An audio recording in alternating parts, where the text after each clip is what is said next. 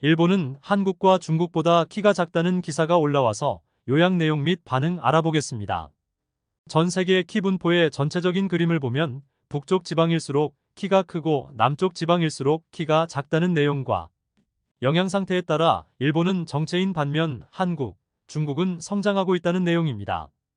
보고서에 따르면 중국 19세 청소년의 평균 키는 남자가 175.7cm, 여자가 163.5cm를 기록했으며 한국은 청소년은 남자 175.5cm, 여자 163.2cm를 기록했습니다. 일본은 남성 172.2cm, 여성 158.5cm라는 결과가 나왔습니다.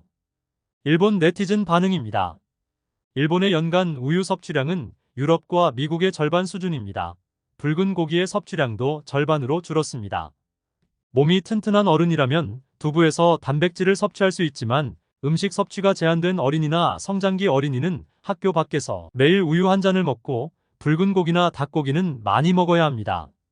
기후는 원래 식량이 풍부했던 동남아시아 주변의 좁은 지역과 춥고 식량이 부족한 스칸디나비아의 큰 크기 때문인 것 같습니다만 언제든지 음식을 섭취할 수 있는 지역의 인원은 적고 섭취할 수 있을 때 체내에 저장해야 하는 지역의 인원도 크다고 할 수 있습니다. 그러나 이러한 것에 너무 집중하면 어떤 의미에서 차별적인 표현을 사용하기 쉽기 때문에 필요 이상으로 비교하지 않도록 주의하십시오. 몸의 크기는 그다지 문제가 되지 않습니다. 크면 단점이 있습니다. 내부 장기의 기능에 부담을 주기 때문입니다. 몸의 크기에 비해 내장의 크기와 기능에는 차이가 없다고 알려져 있습니다. 일본 사람들은 키가 작은 조몬 사람들의 DNA를 가지고 있습니다. 조몬 사람들은 일반적으로 동물에서 발생하는 섬화의 영향을 받았을 수 있습니다. 일본의 고도 성장은 멈췄지만 성장이 멈추기 시작한 시기는 거품 붕괴와 맞물려 있기 때문에 경기 침체의 영향이 있을 수 있습니다. 일본이 거의 100년 동안 경제적으로 부유한 나라였지만 키가 정체되어 있다면 경제와 키 사이에는 인과관계가 없습니다. 넷, 170은 충분히 높다고 생각합니다. 그보다 높아지면 토쿠도 아들도 없습니다. 고등학교 졸업 후 180에 머물면서 전혀 개선되지 않은 사람이 말하기 때문에 의심의 여지가 없습니다. 베이징이나 서울을 걷다 보면 생김새는 일본의 모습과 크게 다르지 않지만 오가는 사람은 남녀 모두 거대합니다. 어렴풋이 느끼는 것이 많은 기사를 읽고 전혀 틀리지 않았다는 것이 확인되었습니다.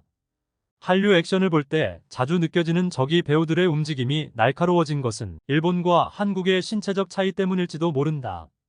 14억 중국인의 평균 신장은 중국 전체를 합친 것으로 계산할 수 없다. 일본의 경우 도시와 농촌의 영양 섭취 격차는 적지만 중국에서는 도시와 농촌의 격차가 크고 어쩌면 깊은 산속에 사는 사람들은 계산되지 않을 수도 있습니다. 중국과 한국의 평균 체형은 175cm이지만 이는 거짓말입니다. 2022년 통계에서는 172.5로 발표됩니다. 중국의 경우 지역차가 너무 커서 제대로 된 통계를 얻기가 어렵다. 동아시아에서는 높이의 차이가 거의 없습니다. 자이니치 반도의 여성들은 일본의 키 작은 남성을 놀립니다. 그럼 반도로 돌아가 그곳 남자와 결혼할 수 있으면 좋겠다. 오늘 영상은 여기까지입니다. 시청해주셔서 감사합니다. 구독과 좋아요는 큰 힘이 됩니다.